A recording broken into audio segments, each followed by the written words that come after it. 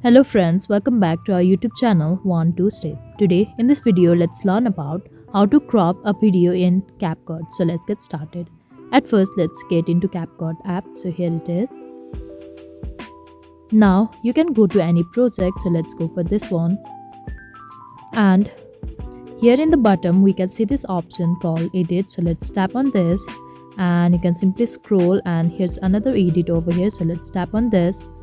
And here the option for crop, you can simply click on crop and you can resize it. You can simply change this and crop as per your need, and you can simply click on tick mark here.